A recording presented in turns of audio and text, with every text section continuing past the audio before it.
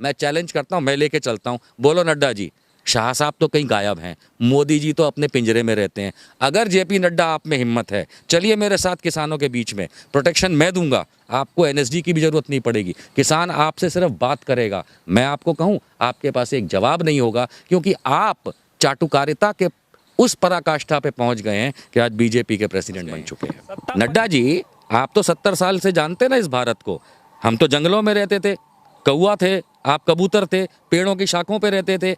ऐसी बेवकूफ़ी की बात भारतीय जनता पार्टी के अगर प्रेसिडेंट करते हैं कि 70 साल में किसानों का कुछ नहीं हुआ, तो इसमें ये अटल बिहारी को भी जोड़ लेते हैं 6 साल है, और ये मोरारजी देसाई को भी जोड़ लेते हैं, चरण सिंह को भी जोड़ लेते हैं, वीपी सिंह को भी जोड़ लेते हैं, जिनकी सरकारें इन्होंने खुद ने चलाई।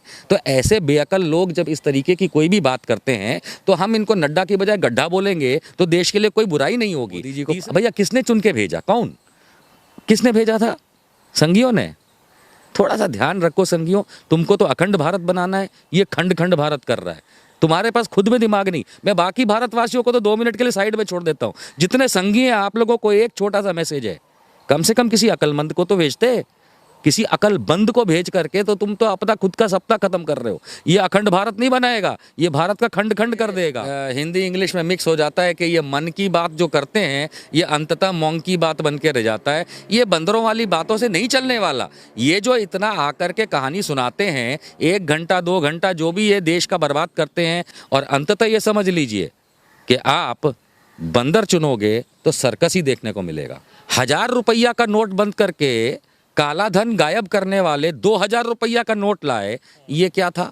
ये नीति थी या खुद चोरी करने का एक तरीका था? ये बहुत बड़े चोर हैं मोदी और इनका गैंग।